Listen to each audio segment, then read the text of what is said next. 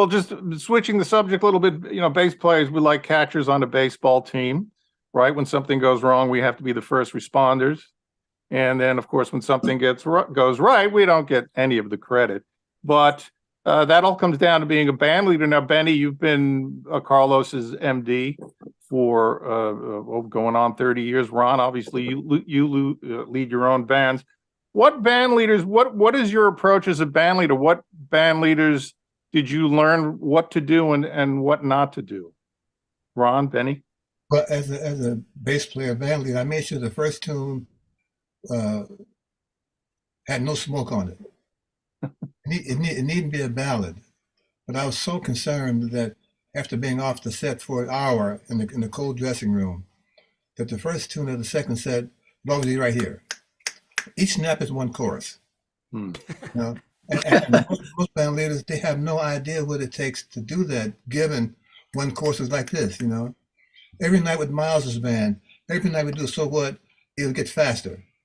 After set, I would tell Miles, so what? We had a good relationship. So what? So what? But I think one of the things I would hope that the newer band leaders who are starting to invest in a good bass player in terms of bringing him along with the band's growth, to understand what it takes physically to play the bass on a really good night. Yeah.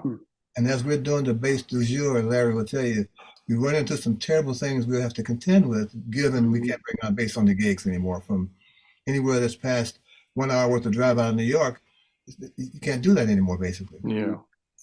And band leaders who don't play bass, they're so unaware of the difficulty we're facing to try to do the job we hired to do on an instrument that just cannot allow that. So one of the things I try to do is give my students some things to look out for when you play on a bass that's not yours, and you're going from the airport long enough to go to the bathroom to the sound check. Right.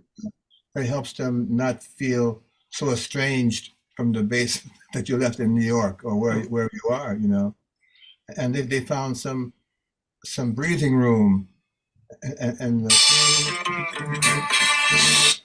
that's a gig. There's no bass in that song, Ron. I don't play Fender, sorry.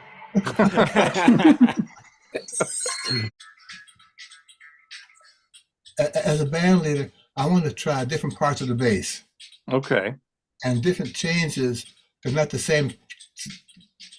I can't play it So What at 9:05, and second tune is at 9:50, 9:25.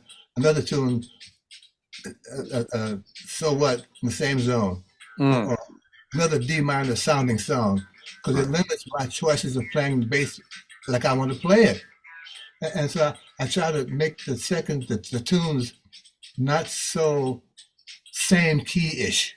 Okay, right. It allows me to play different parts of the bass physically. It gives me more note choices because I'm on a different part of the bass, where this finger on this string gives me these choices, but this note on this finger, there are more choices. D minor is a D minor, man. D minor and A minor, they're not the same sound. D minor, A minor, kind of thing, Right. And I try to be conscious of that because I know horn players, they say, Maestro, we did this key already. So, oh, wow. Okay, well, let's do this soon in a different key, a little slower so I can breathe. Here's a long note for you guys.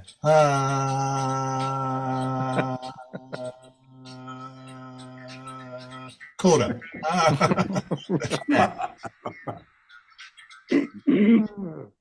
And Benny, you worked for Miles. What did you learn from him as a band leader that you translated into your work with Carlos as MD?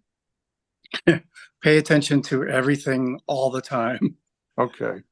That's it, and also put a little lift in it. No, and it was good advice. But yeah, just listening to everything all the time, from the first note of the show to the last. And that was it. Otherwise, you just get that stare, It was good.